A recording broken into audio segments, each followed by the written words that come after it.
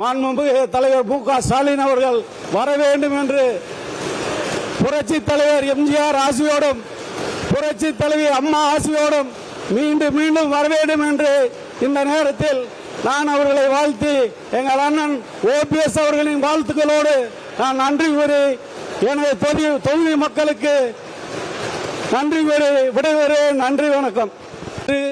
தமிழகத்தின் முதல்வராக நமது மாண்புமிகு தலைவர் மு.க. ஸ்டாலின் அவர்கள் வர வேண்டும் என்று புரட்சி தலைவர் எம்ஜிஆர் ஆசியோடும் புரட்சி தலைவி அம்மா ஆசியோடும் மீண்டும் மீண்டும் வர வேண்டும் என்று இந்த நேரத்தில் நான் அவர்களை வாழ்த்தி எங்கள் அண்ணன் OPS அவர்களின் வாழ்த்துக்களோடு நான் நன்றி கூறி எனது தொகுதி மக்களுக்கு நன்றி கூறி விடைபெறுகிறேன். நன்றி, வணக்கம்.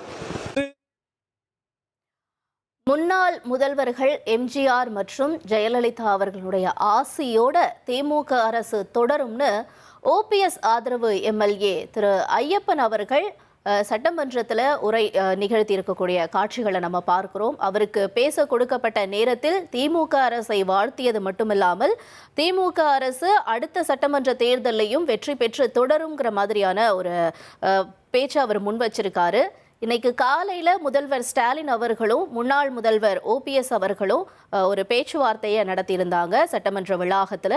இப்போ இந்த நிலையில் அடுத்தபடியாக OPS ஆதரவு MLA திரு ஐயப்பன் அவருடைய பதிவானது ஒரு விஷயத்தை உறுதிப்படுத்தி இருக்கிறது புரிஞ்சுக்கிறோம். அதாவது OPS அவர்கள் திமுகவில் இணைஞ்சிருக்காரு அப்படிங்கிற மாதிரியான, ஆனால் அதிகாரப்பூர்வ தகவல் இன்னும் வெளியாகலை.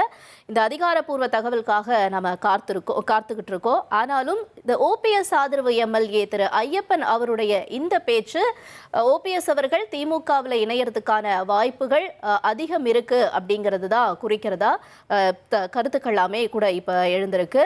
தொடர்ந்து எம்ஜிஆர் ஆசியோடவும் ஜெயலலிதா அவர்களுடைய ஆசியோடவும் திமுக அரசு தொடரும்னு OPS ஆதரவு MLA பதிவு செஞ்சிருக்காரு. நம்ம பார்க்கிறோம் சட்டமன்றத்தில் அவருடைய இந்த பேச்சுக்கு அடுத்தபடியாக அங்கே இருக்கக்கூடிய சபாநாயகர்லேருந்து முதலமைச்சர் ஸ்டாலின் அவர்கள்லேருந்து அனைவருடைய முகத்திலையுமே ஒரு புன்னகை எழுந்திருக்கு. இதன்படி பார்க்கும்பொழுது ஏற்கனவே தேமுதிக உள்ளிட்ட புது வரவுகள் எல்லாமே திமுக கட்சியில் கூட்டணியில் இருக்காங்க. இப்போ அடுத்தபடியாக OPS அவர்களும் திமுக கூட்டணியில் இணையறது உறுதியாக இருக்கு. அதிகாரப்பூர்வ தகவல் இன்னும் கூடிய விரைவில் வெளியாகும் அப்படின்னு நாம புரிஞ்சுக்கிறோம். இனி செல்லும் இடமெல்லாம் செய்தி.